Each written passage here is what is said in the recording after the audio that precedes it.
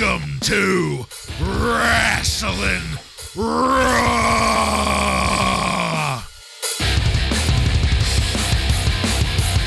All right, you're listening to Wrasslin Raw, the podcast that takes you back to when Raw became more and attitude ruled. Thank you for joining us. You're here with Ryan Arico. I ain't nothing but a big fat piece of shit.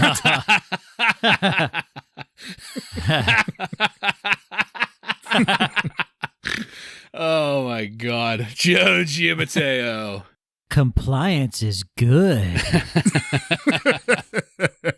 I'm the one and only Jason Bartlett, and we're going to examine WWE history one pay-per-view at a time. God, you got me rattled there, Ryan. Greatest promo of all time.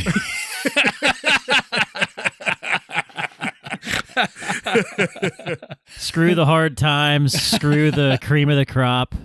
This was the best ever.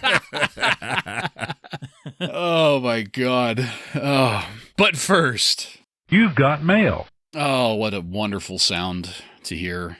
So getting into the mailbag here, gentlemen, we had a message from a username John D7454 on YouTube, one of our videos, I think a couple weeks ago. He said, "Why is your logo two men having sex?" Nice pod, dude. I've been trying to think of how to respond to that, and I got nothing. I guess the best thing I could say is I don't think this is the first or the last time wrestling will be mistaken for two guys fucking. Oh, ugh. He said nice pod, so Yeah, thanks he for did. the compliment. Yeah. I guess if he's listening and he's truly wondering, that's a pedigree, not two guys Yeah, fucking. I mean, you would have to. I have a hard time believing that you wouldn't recognize a pedigree seeing it, but Maybe he's never seen the pedigree. Maybe he's like picked up and never really watched old stuff. okay. Right. I appreciate you writing into us, John D, with your honestly confounding message there. Lascivious. What a degenerate. But we do appreciate the compliment, and we appreciate you leaving a comment. We appreciate you tuning in, checking out what we're throwing out. So we'll go ahead and just close the old browser here. Goodbye. Such a polite program that was.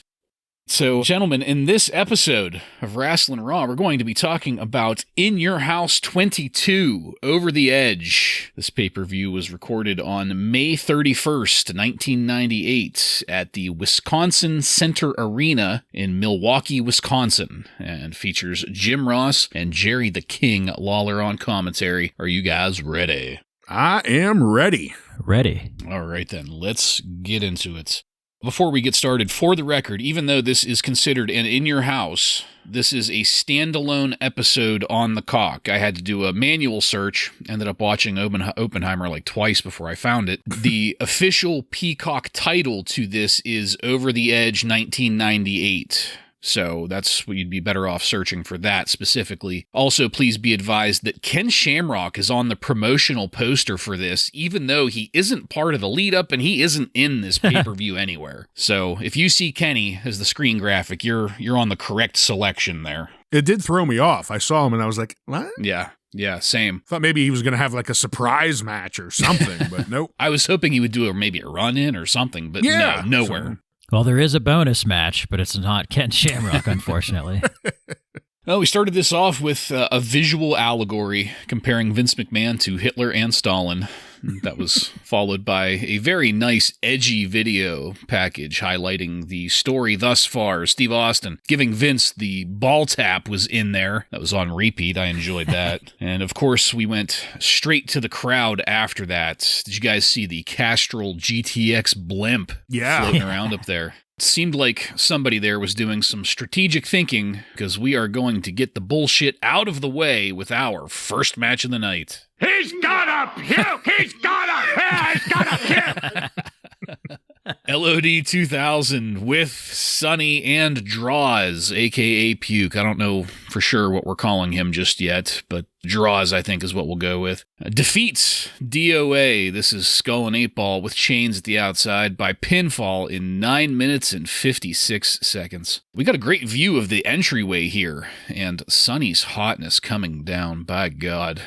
I have to say that at this point, I didn't quite care for the layout. There were just like cars stacked everywhere. It looked messy. But I did like the one that was spray painted with Briscoe Brothers Body Shop on the side. That was, Gotta get that plug nice. in. Yeah. One of the Nazi fuck brothers' bike stalled a couple times coming down. We got a good view of him playing with the choke on it to try to restart it to get it down around the ring. And my eyes were just continuously drawn to Sunny in this because she was just looking fucking amazing. I don't know if it's just because we haven't really seen a lot of her lately or what, but she was looking good here. According to the king, draws and his puking on television is the answer to a Trivial Pursuit question. Yeah. That was a neat factoid. I didn't know that. Might as well throw out factoids than pay attention to the match. And that's all I had on this. The DOA makes it an automatic dud.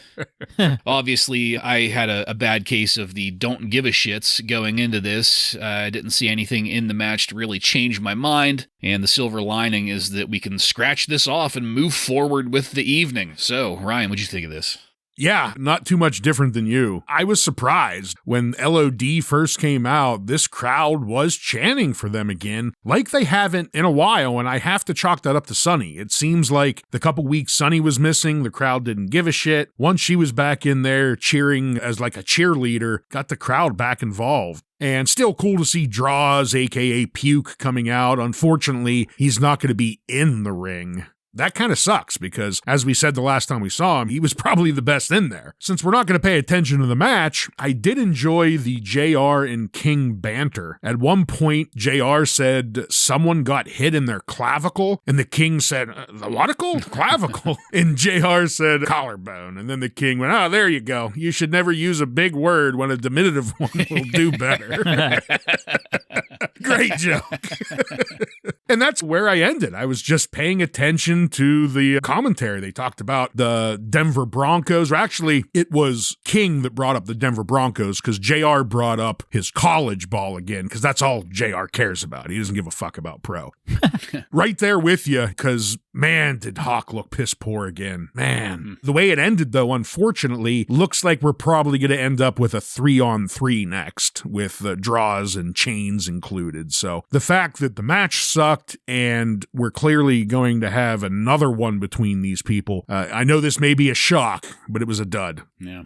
Well, much like the DOA's bikes, my body was stalling out during this. The Luger flu got you again. Yeah, it was reacting very poorly. But I do love the sight of Sunny. However, I will give this a dud. It was a dud for me before it started. DOA sucks, and Puke not involved doesn't help this match. They should have had him involved in some way. Maybe replace Hawk. That would have been nice.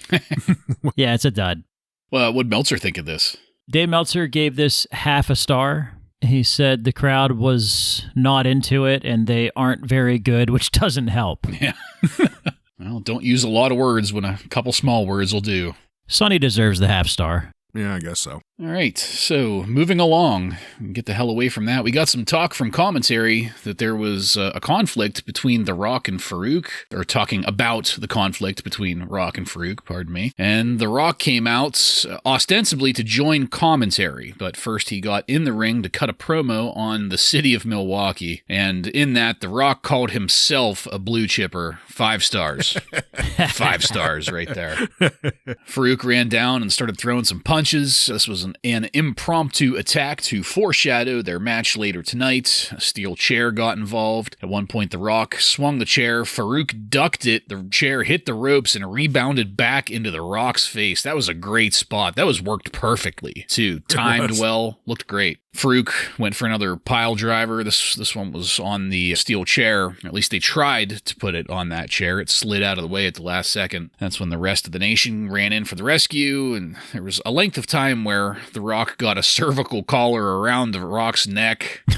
They were trying to get him onto a stretcher to wheel him out, and I always pop for a neck brace. That's always good stuff. He was really hamming it up, too. Yeah. And after that, we went backstage to Michael Cole with Steve Austin. for Steve to cut a promo on his situation to refresh us on his thoughts before we went back to ringside. And at this point in the pay-per-view, I was a little concerned that we were going to have some beefier mid-match segments. I was worried that we were maybe going to have kind of like an extended episode of Raw here. Since it wasn't one of the big four pay-per-views, I thought maybe this was going to be a little heavy on the story tonight, a little light on the wrestling. You know, that's going to maybe impact whether or not I get my money's worth. That all has yet to be seen, but just in the meantime, real quick, Ryan, what'd you think about The Rock and Steve Austin here? Well, I thought The Rock, like usual, came out and did a great job on the mic, especially calling himself a blue chipper. Faarooq came out, attacked him, and he went away on the stretcher. It works, but like you, I was wondering how much storytelling we were going to get outside of wrestling, but I thought they did a great job with it. This all worked here. Short promo backstage with Stone Cold talking to Michael Cole. The best part of this was him calling Cole a silly bastard.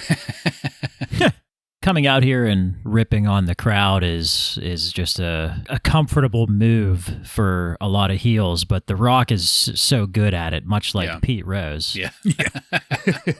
It's Milwaukee, and I love it when he said, you people are all sucking down beer and stuffing bratwurst down your throat every day. I thought that was great. And Faarooq, another amazing pile driver. I fucking love seeing Faarooq give The Rock a pile driver. It's always just so good looking. The Rock just sells it so well. They missed the chair, which was unfortunate, but it was still a good looking pile driver. And I loved Jerry Lawler said, where's Owen? Owen knows how to treat a broken neck. He's broken a few in his time. That was so great. And Michael Cole is a silly bastard. I agree. Yeah. All right. So we went from there to our next match.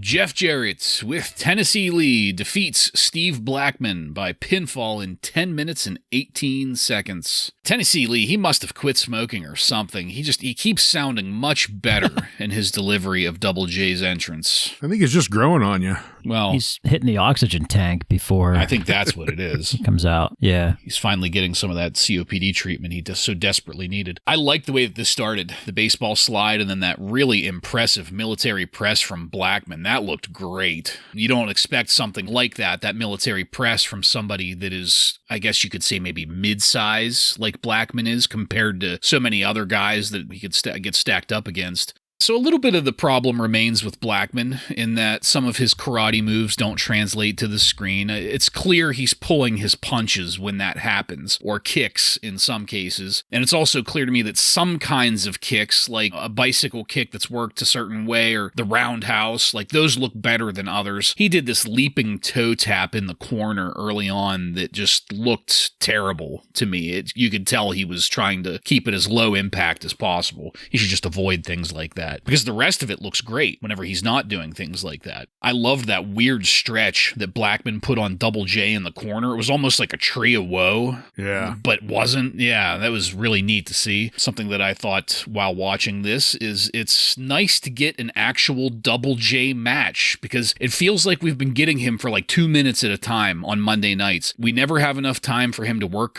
through a whole match and really show what he can do. Something always happens to cut it short. And I was really happy to be reminded here of what a great worker Double J is. At one point, Al Snow and Head joined the Spanish announce table wearing a sombrero and poncho. That was funny. And I loved when Jarrett had Blackman in the headlock and Double J was yelling at Finkel to ring the bell. That's classic fucking Double J right there. And the finish came from Tennessee Lee just having Double J's back. You guys keep on telling me, and I got to see it really clearly firsthand here in this match.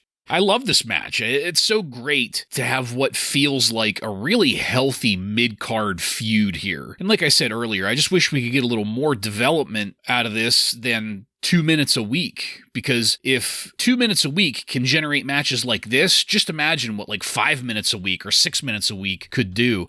I'll definitely stay tuned in for it. I gave this match a very solid 3 stars. Pennsylvania Joe, what'd you think of it? Well, Pennsylvania Joe thinks you might be an 18%er. Oh. Oh. Or maybe I am. I didn't love this. Not for a pay-per-view match. I thought maybe this could have been worthy of a Raw match, but pay-per-view, I'm not sure. I want to like Steve Blackman, but you've said it before. He's very wooden out there. And he's still that way. And to me, this almost seemed like a little bit of a clash in style, with Double J being the more technical wrestler. Maybe I would like Steve Blackman matches more if he was in there with a more brawler style wrestler. I'm not sure, but he's still fairly new. So he gets a pass for now. JR tells us that Steve Blackman trained in Stu Hart's dungeon, and I did not know that. I did not know that he was a dungeon guy and that he was good friends with Brian Pillman. So that was cool that JR told us that. But yeah, I didn't think this match was terrible. I just didn't think it was worthy of a pay-per-view match. So I went with 1 star. I don't know if you're an 18%er or what, because I come down in the middle of you two here. I really thought that the action outside the ring before they got into the ring, I thought that worked pretty good, even with Blackman working a bit stiff. And the Al Snow stuff was somewhat entertaining as well. But to me, the highlight was, Bartlett, that move you mentioned in the turnbuckle where Blackman tied Jarrett's legs up and then grabbed his jaw and stretched him over the post. It was really unique, something I've never seen before. So I thought that was really cool. The middle part, though, did get a little bit boring. They did some rest holds. Blackman did fuck up a few moves.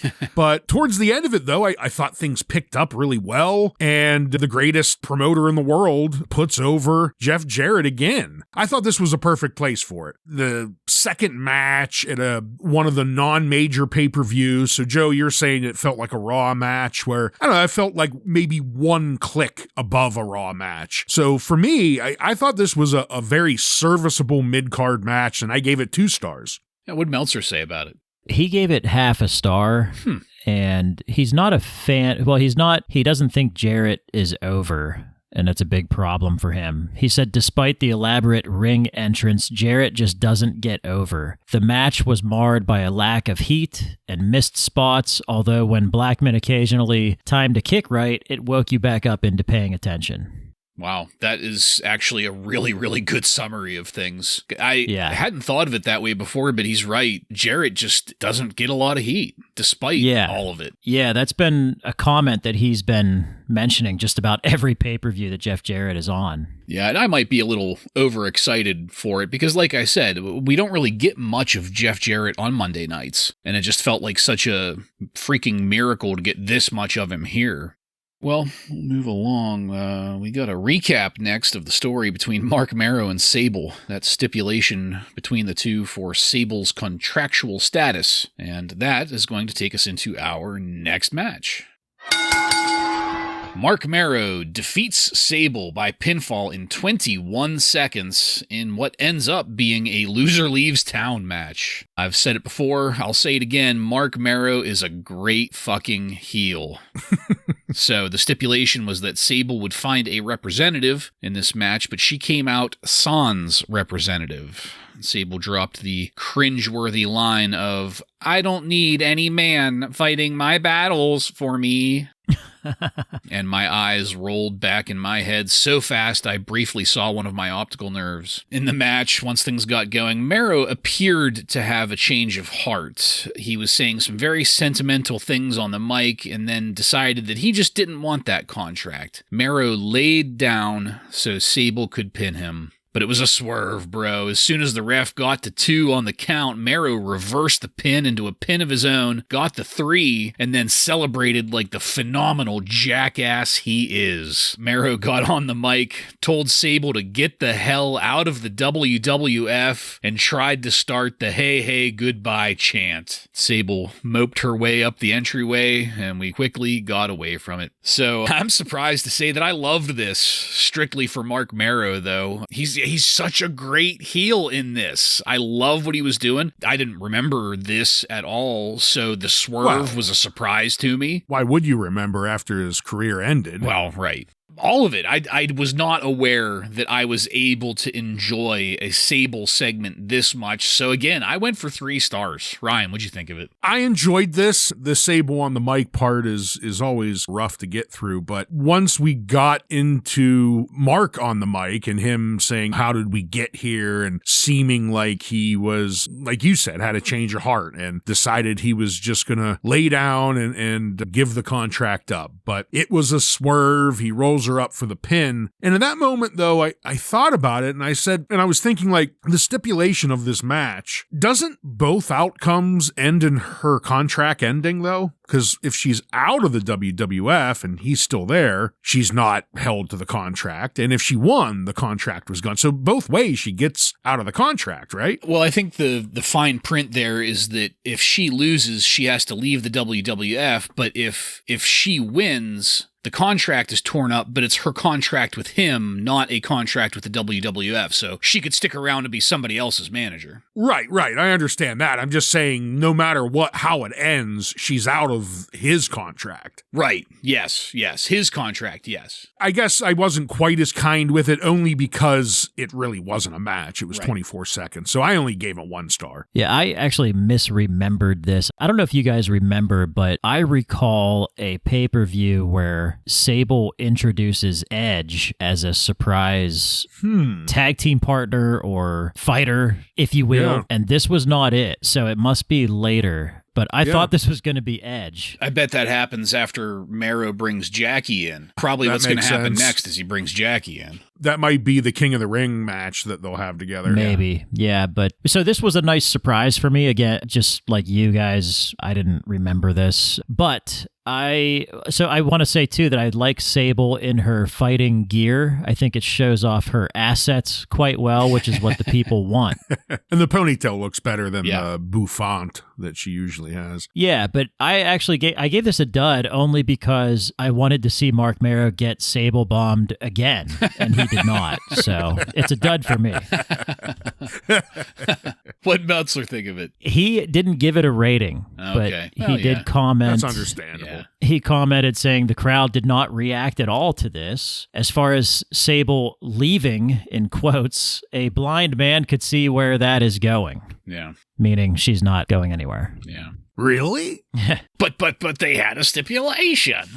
I like Mero. What can I say? He's such a jackass.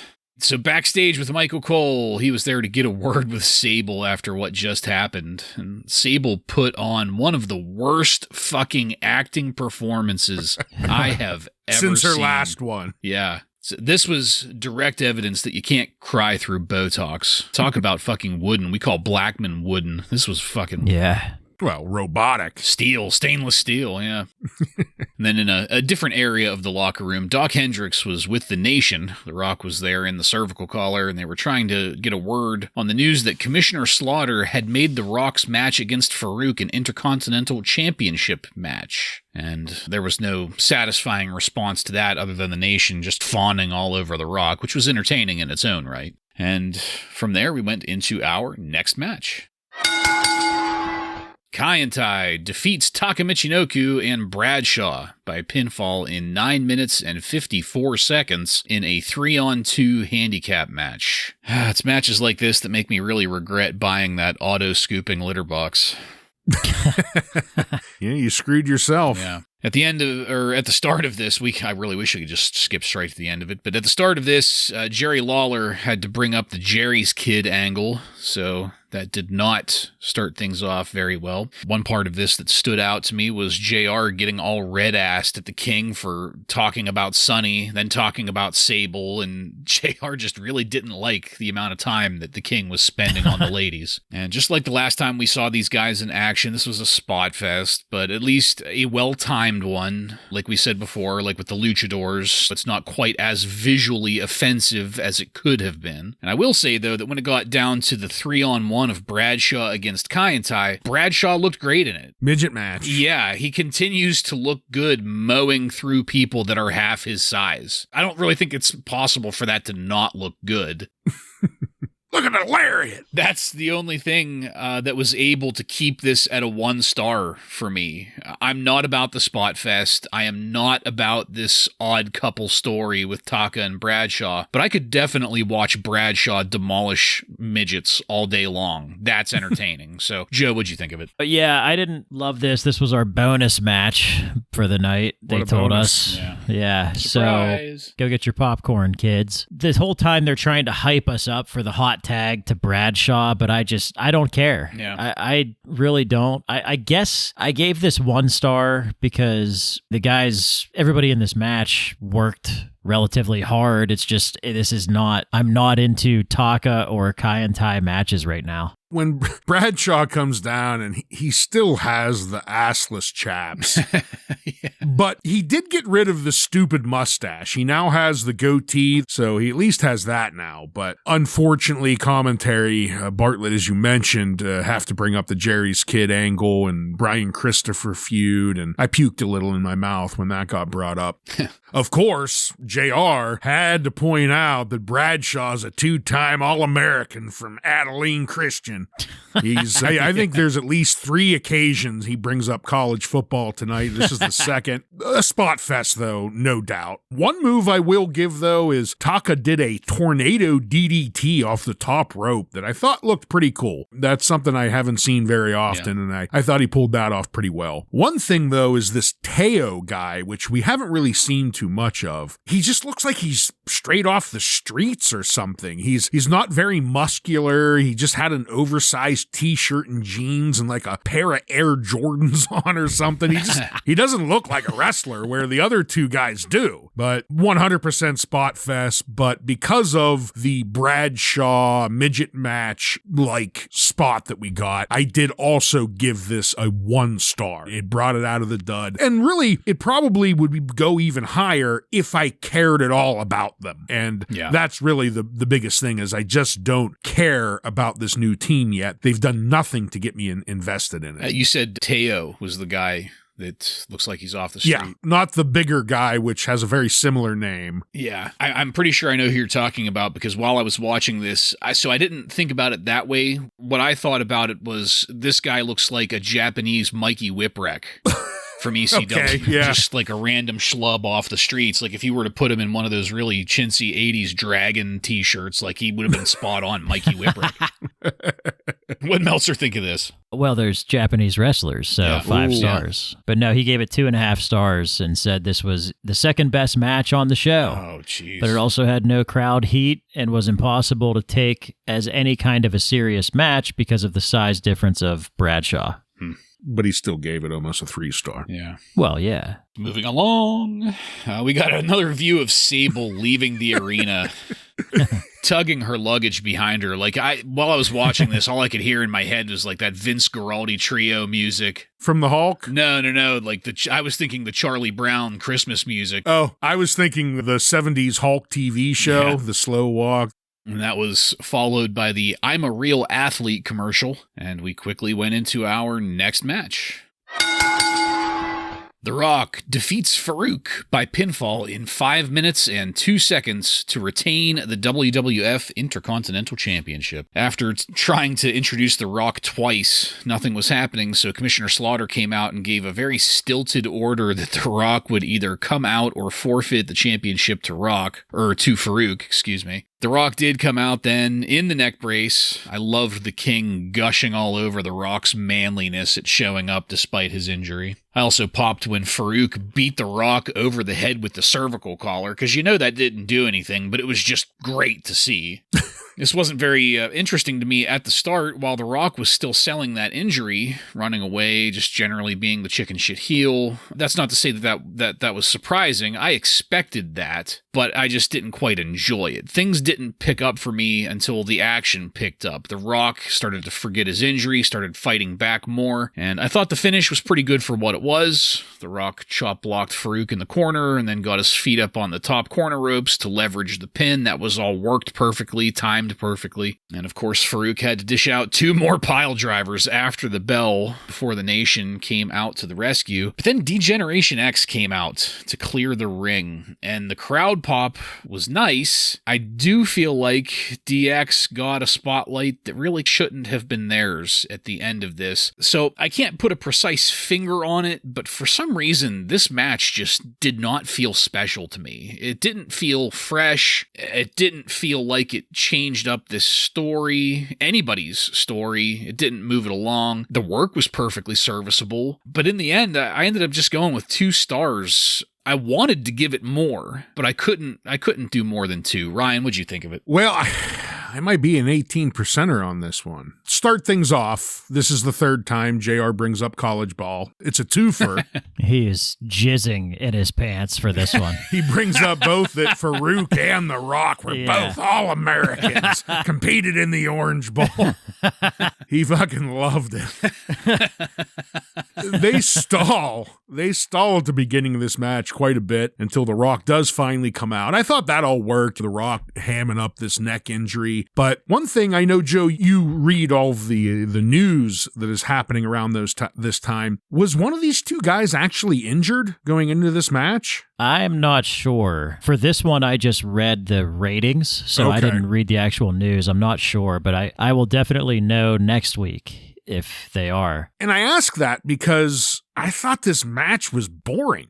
I really thought it was going to be much more hard-hitting and high impact with these 2 guys. It makes you wonder, like, why did they throw this injury angle right, exactly. in here? Why did they put that in there? Yeah. And then I thought the finish was pretty anticlimactic and fast. Like, this was the length of a Raw match, not a pay-per-view match. 5 minutes with, like, these 2 stars. At the end, DX comes in, almost signaling, like, this is the end of this feud between The Rock and Faarooq, which I think is an extremely shitty ending to this feud because we've loved it up until this point. You know, I hate to say it. I'm giving this a dud. A big part of it because I've been so invested in this story, and then they finish it like this, a wet fart, in my opinion. Oh, yeah.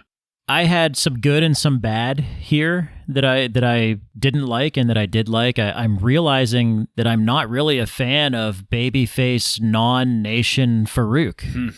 Yeah. I loved that they did the split and the story leading up to it, but I don't like Faarooq as a babyface. I preferred him as the nation leader who was coming out here and just ripping everybody a new asshole on the mic every week. So this version of Faarooq, I'm not a fan, but Faarooq did some stuff here that I did enjoy. I loved when he took off the neck brace and started beating The Rock with it. I popped for that. Again, the 2 pile drivers. Before the pile drivers, they had that sloppy foot on the ropes gimmick they were doing, and I didn't like that, but the 2 pile drivers afterwards made me pop, so I enjoyed that. Something non-wrestling related, but the King was talking about it. He brought up Roger Maris being the record holder for most home runs in a season. And I just thought that was really ironic. That was almost like a Simpsons prediction by the King, because this was the year that Mark McGwire and Sammy Sosa beat that record. And this is only May, right? So this is very, very early in the baseball season. So the King bringing that up, I thought was very ironic. Like I said, there was stuff I didn't like. I don't love this version of Faarooq, but the neck brace stuff, The Rock being a jackass with the neck brace, the 2 pile drivers, I did give it 3 stars, landed in the middle there where it was like, you know what, I didn't hate this, and there were a couple things I really liked about it. Yeah, I guess I'm the 18%er here on this one. Well, you know what I was going to say, though? All of these matches so far, the 3 of us have balanced out. Like, we've skewed each other. You know what I mean? Yeah. I've gone high, you've gone low. Like, somebody's always in the middle. Like, for me, like, I don't know if it necessarily deserves the dud. It's just going into it, I was expecting so much. Yeah. And then I got barely nothing. Yeah. So I just felt disappointed. Well, you weren't the only one disappointed, because Dave Meltzer gave this -1 star. Whoa. He said it's clear that nobody cares about Faarooq right now, and he did not like the fact that The Rock just stopped selling a neck injury. Yeah. So he hated this match. No, it does make you wonder why they did that at all. I'm wondering and a little bit worried about what's next for Faarooq, because if the Nation is feuding with DX now, like, what are they going to do with Faarooq? He's going to be teaming up with Bradshaw very soon, right? Hopefully very, very soon. Yeah, hopefully for both of them. Yeah. So there was no segments in between that match and our next match. Oh, God. Kane with Paul Bearer defeats Vader by pinfall in 7 minutes and 20 seconds in a mask versus mask match. Oh. It struck me here how much the crowd loves Kane. He was getting a big reaction here. That's not to say that he doesn't get a big reaction elsewhere. It's just for some reason it really stood out to me here. I loved JR talking about how Kane scrambled Vader's face like a jigsaw puzzle with that enormous wrench the last time that these two met at a pay-per-view. And once again, Vader was out of breath by the time he got to the ring. Well, you had to take the shirt off. This was not very entertaining. So this is not like The Undertaker, who can change his style to complement his opponent. With Kane here and Vader, this is two big, slow monsters that can't be anything other than big, slow monsters. And that problem manifests itself in stutter steps, no-sells, very obvious miscommunications, the usual kind of shit that tends to accompany a Vader match. Vader can't even fall down quickly. There was a wrench involved at one point. It was nowhere near as impressive as the last time. And I will absolutely give Kane credit, though, for being able to get Vader up into a well-worked tombstone, because Vader didn't help out for shit with that. Lead-assed him. Yeah. I also loved the big anticlimactic reveal of when they got Vader's mask off, and Vader looked exactly the same as Vader looked without a mask a couple weeks ago. Shocking. But of course, putting the Vader mask on Paul Bearer for their exit up the ramp, that was perfect.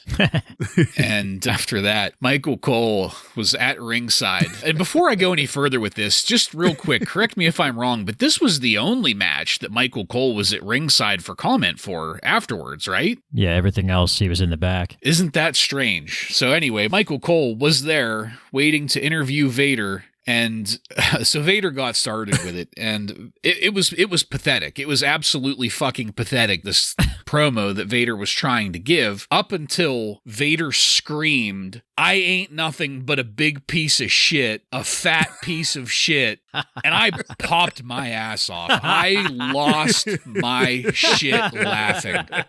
Because it went from just sad to absurd like that. And it's everything that we've been saying. We've been saying it for months now. You big piece of shit. You fat piece of shit. He's self-aware. Yes. Yes. May 31st, 1998, Vader becomes self-aware.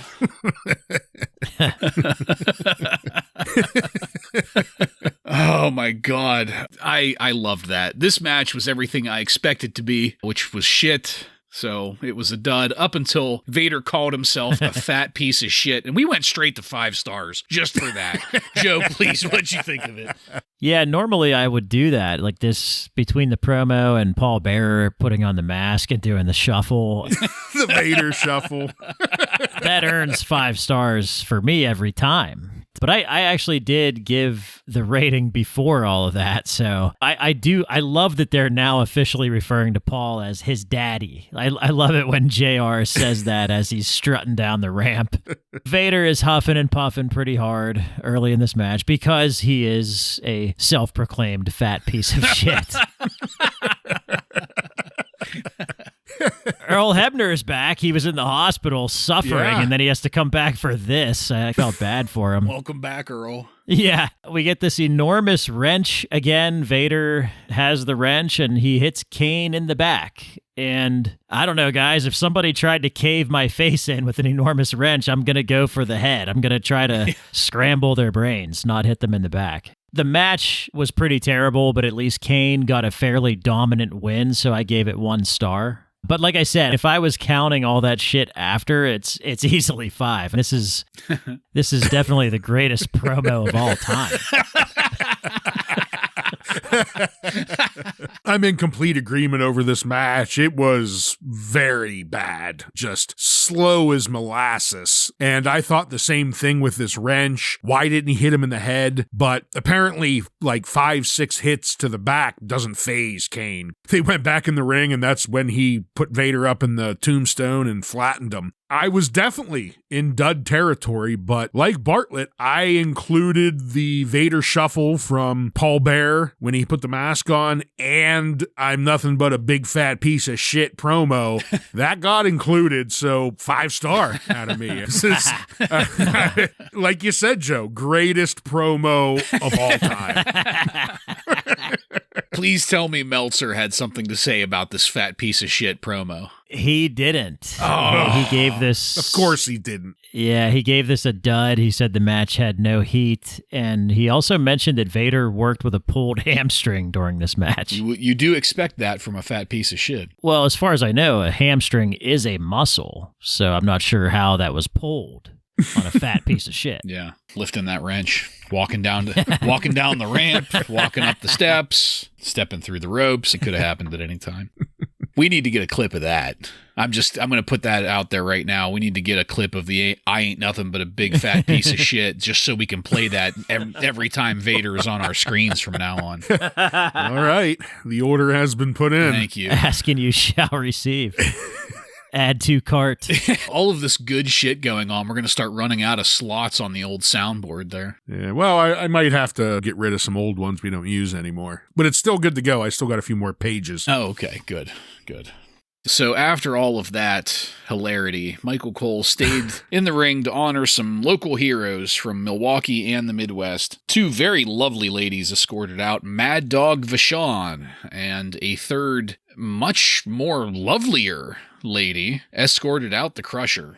Like, I have a vague recollection of somebody called the Crusher, but... he was way before our time. Yeah. But this crowd knew him. Oh, they loved him. Yeah. It was sad to me to see how immobile Mad Dog Vachon was. I know he's got the fake leg and all, but he was having much more trouble than just what a fake leg would give him. But he did give a very honest thank you that included putting over Luna. So that was cool. That was good, and he squeaked it in at the very end to say that he didn't like what Vince and the WWF were doing, so that was respect. I was a little surprised, though, that the King got up in the ring to grab the mic, but then I figured, oh, well, it's probably to let Crusher hook him real quick, and that's more or less what happened. The King ended up going back in for more. He went after Mad Dog Vachon's leg, and I did not care for this. I know, I see what they were trying to do. I understand the direction they were trying to go in, but it was just distasteful to me. So just real quick, guys, Joe first, what'd you think of this? Oh, it was fucking terrible. This made me feel bad for Mad Dog Vachon in particular, because look, we love Mad Dog. He was a big part of that Diesel and Shawn Michaels match with the best leg. Part of it. Yeah, and he clearly has issues walking and getting around. So to have him do anything physical in the ring is just a bad idea, and we got proof of that here. It was just bad. Dave Meltzer commented too on this. He said, "What should have been one of the best parts of the show turned out to be the worst." Yeah. It's a big deal because the last memory of Crusher that any of these Milwaukee fans will ever see is of this crippled old man, unable to move, taking off his shirt, rather than a memory of this grizzled old powerhouse that he used to be. Obviously, this crowd enjoyed it. They were cheering, and I guess that's probably what this segment was for, all for this home crowd, and maybe not so much for us, but it was sad. It was just sad. I will say about Crusher, he was hobbling around. He definitely has some problems either with his hips or knees, but for an old-timer, he still got some big old pipe bombs. He still his biceps were still pretty good for an old guy, but yeah, this didn't work for me, brother. Yeah. All right, well, let's keep on going to our next match. The Nation, this is Owen Hart, Kama Mustafa, and D'Lo Brown, defeats DeGeneration-X, Triple H, Billy Gunn, and the Road Dogg, with Chyna and X-Pac at the outside, by pinfall in 18 minutes and 33 seconds in a 6-man tag team match. Have I said lately that I hate the seizure entrance? Really hate it. I don't think it's ever going to leave. When does it leave? Like, I don't know. Does I don't know if it does. I know. Does it? I'm pretty sure.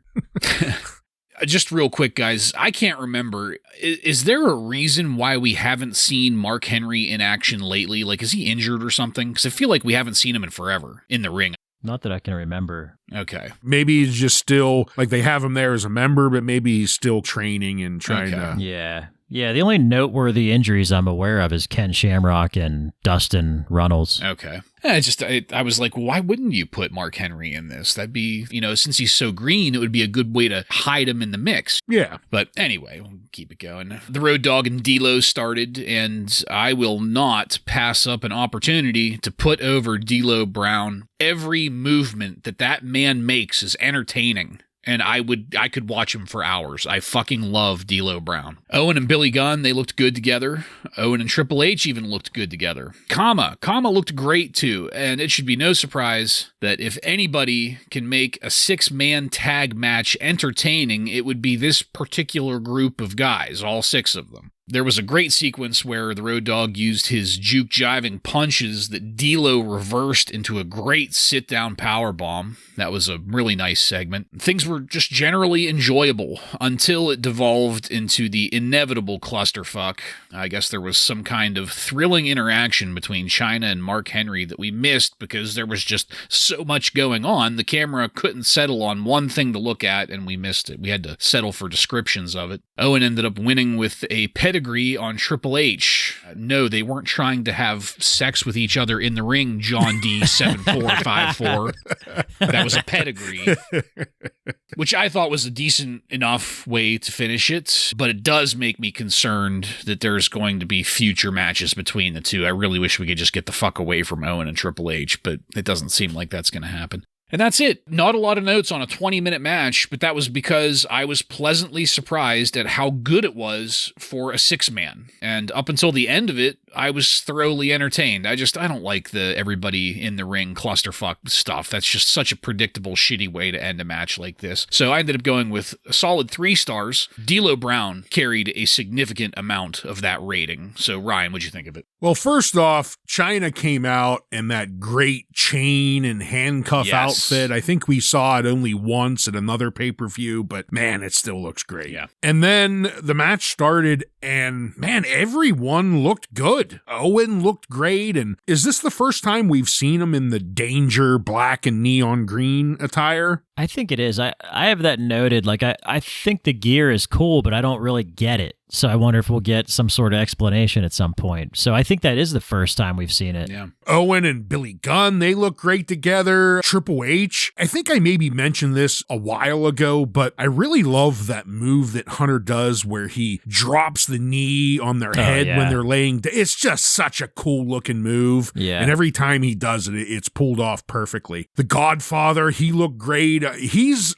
a big motherfucker, a 300 plus pounder, but he moves well in the ring. He moves like a much lighter guy, and I thought he did a great job. And of course, D'Lo Brown, he got on there with the Road Dogg, and the Road Dogg I would consider probably the weak link out of everyone involved here, but he still looked damn good himself. Really, everyone involved, every single wrestler involved, I like, and that's pretty rare for a 3-on-3 match. There's usually at least 2 guys, one on each team that I don't give a shit about, but these are some of my favorites here. We got the pandemonium finish here, but to me, the thing that really put this over is the end of this. Owen picks up a humiliating victory on Triple H. After being humiliated for months and months and months, he gives Triple H his own move, which is, in wrestling, one of the most humiliating things you could do to someone. I loved that part outside of all of the chaos. I love the way Owen Hart picked up this victory. This is probably my highest 3-on-3 match rating I've ever given. I'm giving it 4 stars because I was entertained through the whole thing. Couple comments on the ring gear. Like you said, Ryan, Chyna is out here. She has that Xena Warrior Princess look to her, which is popular at the time. I think we got to give her a lot of credit for that because this is probably before they had a huge makeup and wardrobe team in the back. She's probably doing most of this herself. Right, yeah. Just giving her credit there. And we talked about Owen's Danger gear too. I want to say I really enjoy the showboating that DX does because that's what real athletes do. If you watch the NFL or any other, these guys are showboating the whole time. And DX doing that in the ring, I feel like they don't really overdo it. They do it just enough. And it gives commentary the opportunity to say, like, these guys shouldn't be showboating right now. They should be focused on this match. So I like that.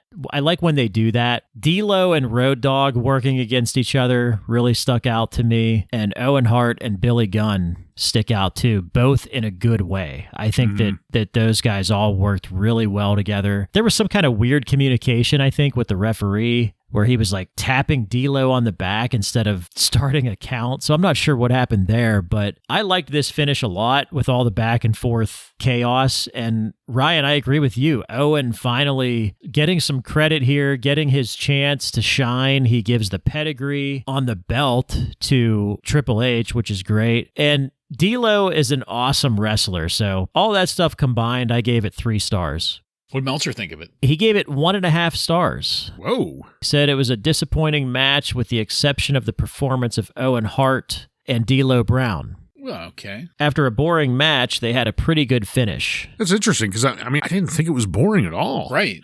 They did a really good job of keeping it organized, but also keeping it action-packed, swapping people in and out so that nobody was going running down or getting slow. Well, at least he shouted out D'Lo Brown also. That's good. It's good to hear D'Lo getting the proper recognition from somebody like Dave Meltzer. Another thing I'd like to add, even though the camera during the chaos wasn't able to focus on it much, but they mentioned it, I really love the Mark Henry China feud that's going on, the strongest man versus the strongest woman kind of thing. Because this is like the third time they've eyed each other up. So I'm interested to see where that's going. Yeah, same. I wish we would have got a better view of that or a little more development of it, because there were a couple points throughout that match where you could tell they were like throwing like gestures at each other and like, come get me, or trying to talk shit to each other. Next up, we got a very thorough video package. Once again, or as Vince McMahon would say, very thorough video package. Once again, highlighting the lead up to our championship match between Dude Love, Stone Cold Steve Austin, and the way that the deck has been stacked against Austin with Jerry Briscoe, Pat Patterson, and Vince McMahon, each with various roles during the match. We got a reminder then of McMahon insisting that an outside observer could be present to enforce Vince's impartiality, which I completely forgot about. I totally forgot that he threw that in there, and that was followed by that scene of The Undertaker from last week not taking any of Vince's bullshit, so that tied a very nice bow onto this whole situation, because up until that point, and that got clarified, I've been wondering, like, well, how the fuck is Austin gonna get out of this? We went backstage after that to Doc Hendricks with Vince and the Stooges, where, among other things, Vince asserts that if he's touched at all by Austin, Austin will have the title stripped from him. Also, the decision pinfall will be counted by Vince's hand and Vince's alone, which I, again, thought was very neat. A nice little stipulation to stick in there at the last minute. We went back to ringside to the Fink,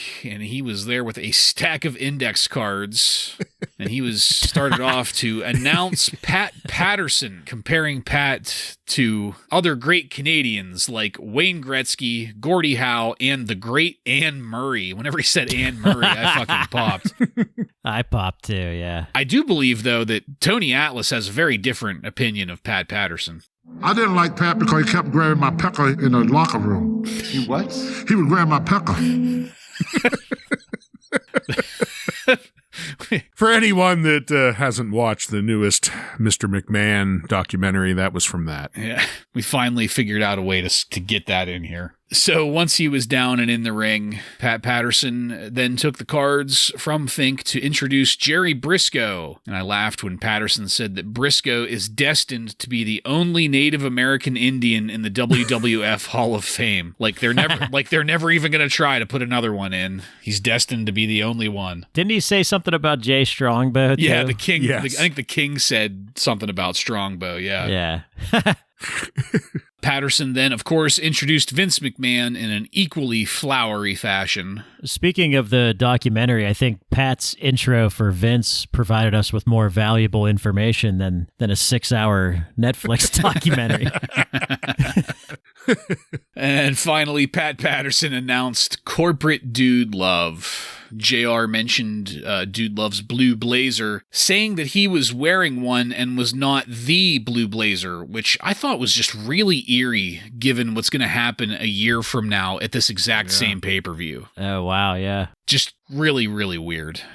After that, Patterson refused to properly introduce Stone Cold Steve Austin, and that's where I'm going to pause this. So, just real quick, guys, I thought this lengthy introduction process was really entertaining. It was spot on for the story we've gotten so far. Ryan, what'd you think of it? Yeah, I'm going to start all the way back at the Stone Cold Mr. McMahon feud recap video because it was very lengthy, and this is something I brought up a while ago, but I think it's even more true now, where if you've been watching for the last couple months, you know where it's going, but the WWF has been picking up so many viewers recently that there's probably a lot of people that needed a little bit of a recap as to what all happened in the last couple months leading up to that. So I think that it's valid that they had such a long recap. Then when we had Doc Hendricks with Vince and the lackeys backstage, that was entertaining, but the best part was at one point, Mr. McMahon starts pointing and flexing his arm, and he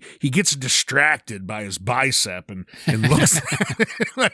It was just so fucking ridiculous. I laughed my ass off over it. But once we got into the ring and Pat Patterson giving these long-winded entrances, I fucking loved it. I mean, everything about this was great. Introducing each person, just giving every single accomplishment they've had in their life. It was almost like he was reading off their Wikipedia pages in an age before Wikipedia existed. I love Dude Love coming down and to really highlight that he's corporate Dude Love. He's got the Dude Love outfit on, but he's still got the jacket over that tie-dye just to show you he's the corporate Dude Love. This setup segment was very long and almost felt like something you'd see on Raw, but I agree with you, Bartlett. It fit. This was very fitting, and I thought it was excellent. Yeah, as far as the video package, the recap, I know I've heard through the podcasts, JR or Pritchard or one of those, that Vince was real big on those, like because if some casual viewer is watching by chance, they need to be caught up on what's going on. Yeah, the WWF during this time just does a really good job with that. It can be a little tiresome for people like us who watch every week, but you have to think about that. When you're ordering a pay-per-view, you might be watching with like your dad who doesn't watch every week or your friends that don't watch every week, so they can see that recap. Vince is just so good in the back. This by my hand only that he's stressing into the camera is just beautiful storytelling. These introductions are just fantastic because the best part of them is this crowd is just, they're foaming at the mouth for Steve Austin. They want to see their hero, Steve Austin, and they're just milking this, tickling their balls. Just Patterson reading off the address and phone number of Briscoe Brothers Body Shop. It's like, okay, you want to see Steve Austin? Well, we're going to fuck with you a little bit first before you see him. And man, I just loved this so much. All right, well, without further ado, let's get into our main event. Stone Cold Steve Austin defeats Dude Love by pinfall in 22 minutes and 28 seconds in a no disqualification, falls count anywhere match with Vince McMahon as the special guest referee. We got a little bit of a swerve right off the bat. The Undertaker came out to be that special guest enforcer that we talked about a minute ago, just to make sure Vince would be calling it right down the middle. Vince gave that cartoon gulp. Yeah. Yes. Things started out with clear evidence that Vince was going to be trying to give fast counts for Dude. The Undertaker put a quash on that pretty quickly, and the crowd was very invested in this match. I popped when Austin found the Dude's false teeth in the ring, stomped on them, and then threw them out into the crowd. What a great souvenir for some lucky fan. And it should go without saying that the work here in the ring was solid. It's great to see Dude Love working at Austin's pace while they were in between between the corners there on the mat. But when it went outside, as JR put it, they were in Dude Love's territory, and it was equally gratifying to see Austin bumping hard out there for Dude. JR said that this was not a no disqualification match. This was a regularly sanctioned match, but then like a second later, Pat Patterson got on the mic and announced that this was a no disqualification match. You mean he reminded us? Yes, he reminded everybody. JR lost his shit over that. And then not too long after that, Patterson added that the match was going to be Falls Count Anywhere, and JR lost his shit all over again. That's not right. They got up the entryway, and that motif, those wrecked cars that I didn't like at the start of this is where I started liking them. I liked the involvement first with that shitty Honda that they had parked next to the entryway. I really liked that they were using the car hoods as places for pinfalls or attempted pinfalls. That was really awesome. From there, things ramped the fuck up. It's like whenever they got to those cars, it was time to enter phase 2 of the match because it just got so much more intense. I loved JR saying, Austin doesn't want to end this thing in the back seat of an old Mercury. There was a lot of space in between my notes here because the action was nonstop. I was pausing this so often to try to keep up with in my note-taking on all the things that I loved with it. And things devolved into insanity at about the time that Dude Love brought a chair into the ring. There was just so much happening that I wouldn't be able to summarize it and do it justice at the same time. But suffice it to say that I was on the edge of my seat by the time that The Undertaker chokeslammed Pat Patterson through the announce table. That was great. He must have tried to grab the Undertaker's pecker. Jeez. In the end, thanks to The Undertaker and Austin's own moxie, Stone Cold Steve Austin got the pin and the win to retain the championship. And I would just add to any of our listeners, at the very least, go out and watch the last 5 minutes of this match. I couldn't think of a way to type it out, to summarize it, to do it justice, like I said, but suffice it to say that the finish to this match was fucking perfect. And that's where I'm gonna end it there. Guys, I loved the way this match built. It was a textbook story in the ring, the way that it progressed from match to DQ to Falls Count Anywhere, the way the brutality matched that progression, the story leading up to the match, put all of these pieces in place. They executed with those pieces, and of course, that absolutely perfect finish. I absolutely had to give this 5 stars, and I don't know what you guys are going to say yet, but personally, I'd like to nominate this as a Match of the Year candidate. This was fucking amazing. Joe, please, what'd you think of the main event here? You have Steve Austin, Mick Foley, The Undertaker, Vince McMahon. It's going to be good. You just know that right away, right? Yeah, that's a winning card there. That is a winning card, and it also provides for some great commentary and broadcasting on the part of JR and the King. JR tells us that this is the same building that the 1996 King of the Ring occurred. So that is where Austin 316 was born. That's just great broadcasting, reminding the crowd about that. Jerry Lawler, after Mick Foley, Dude Love lost his teeth, he said, Dude Love has lost his smile. I popped. When they first went outside the ring, Steve Austin and Dude Love, JR says, when you get outside here, you really get into Dude's domain. And I fucking popped when he said that, too. The Undertaker is really the game changer here. Yeah. The Undertaker is just stalking Vince McMahon everywhere they go. The camera does a great job of picking it up, and Vince does a great job of selling it. He's doing looking the over his shoulder. Yeah.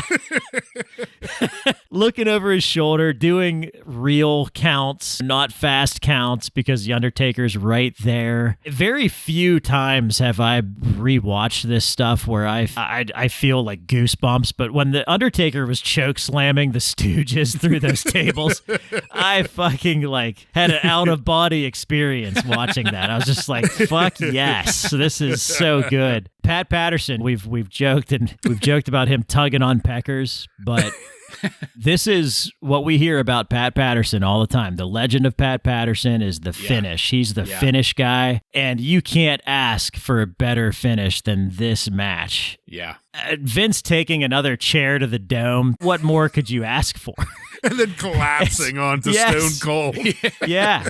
I missed Vince gave the double bird to Steve Austin. I missed it during the match, but the replay showed it, so it was justified taking that chair to the dome.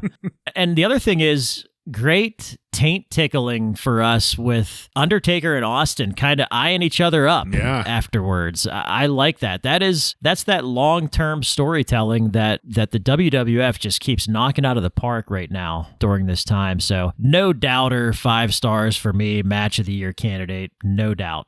I loved at the very beginning of this, for some reason, the crowd was chanting Vince is dead. I was scratching my head over to why they were chanting that, but I thought that was really hilarious. It was like because the Undertaker was outside, right? Just, I don't know, it just seemed like an odd thing. He's going to rest in peace. I thought they were saying something else because they changed it up later on in the match. I wasn't going to make note of it, but I thought they were making homophobic slurs. Vince is gay is what I heard at first. Because I couldn't really make out what they were saying, and I was just going off what the commentary said they were saying. Maybe commentary was hiding that, yeah. Because at first, the King says, haha, what are they saying? And that after a second, nobody answers, and he's like, "Oh, they're saying Vince is dead." Yeah, right, and then they changed it up to a worse slur later on. So okay.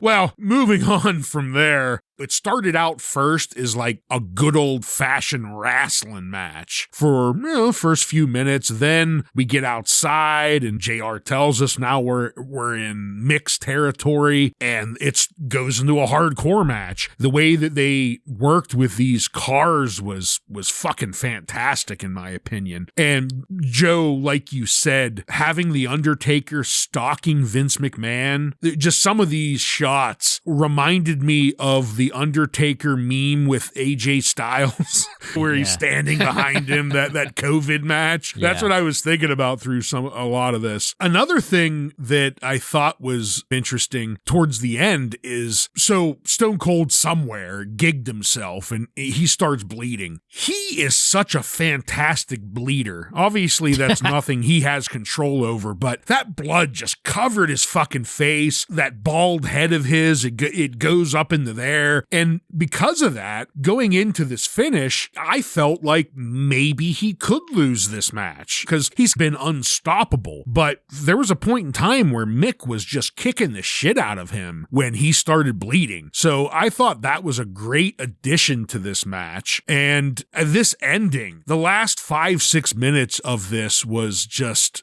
beautiful. I think where it really picked up, there was a spot where they end up going back outside again, and Stone Cold puts Mick up on the corner of the crowd barrier, and a vicious fucking clothesline. He ass over tin cups over the barrier, head smacks off the solid concrete, as JR, I think he called it naked concrete. He called it at some point. That's not right. Just the Pat Patterson getting chokeslammed, then Briscoe getting chokeslammed, Vince getting smacked in the head with the chair. Just all of this was absolutely beautiful. And I was like a kid again watching this. A lot of these matches don't hold up to how I remember them, but this one maybe was even better as an old person watching it. Just all of these pieces coming together, and they completely knocked it out of the park. Everyone involved. Stone Cold, Mick, Vince, Undertaker, the two lackeys. I could give this nothing but a 5-star, and I totally agree, match of the year candidate. So that's all three of us. I think that means it's in the running.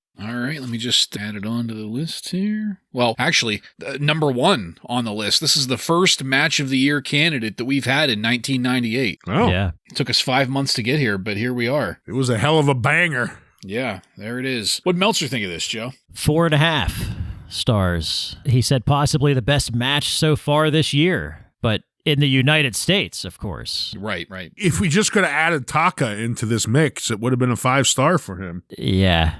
Now that that's out of the way, we need to have a discussion, probably the most important discussion of all. At a premium price of $29.95, did you get your money's worth?